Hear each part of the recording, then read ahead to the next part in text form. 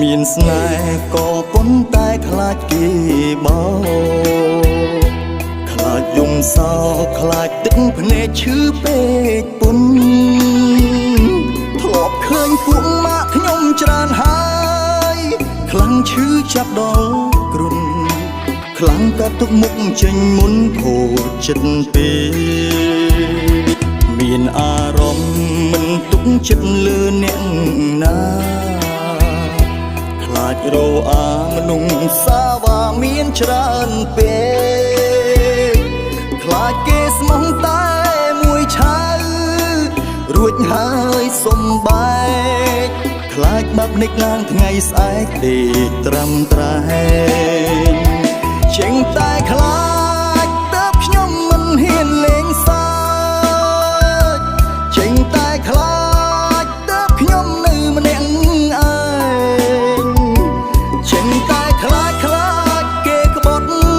តើបខ្ញុំនៅមួយកន្លែងតែអាយុពិតជាក់ស្ដែងជាង30ទៅហើយចេញតែខ្លាចតើបគេរៀបការចោលអស់ចេញតែខ្លាចទើបរលយប់ដេកអោបខ្នើយចេញតែខ្លាចនេះខ្លាចនោះទើបខ្ញុំមិនហ៊ានបណ្ដោយបេះដូងនេះតើគូឲ្យអ្នកណាទៅ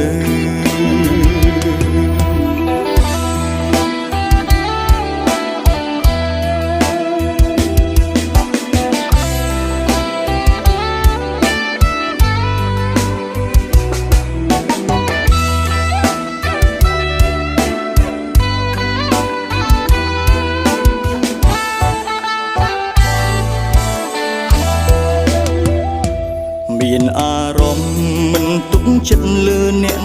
ណាខ្លាចរអាមនុស្សសាវាមានច្រើនពេកខ្លាចគេស្មោះតែមួយឆៅរួចហើយសំបែកខ្លាចបាប់និចឡើងថ្ងៃស្អែកដេកត្រាំត្រែងចេញតែខ្លា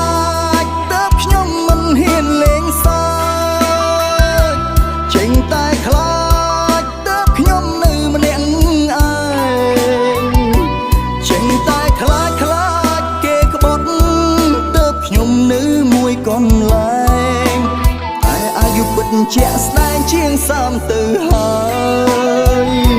ចេញតែខ្លាចតើបគេរៀបការចោលអស់ចេញតែខ្លាចទើបរលយប់ដេកអោបខ្នើយចេញតែខ្លាចនេះខ្លាចនោះ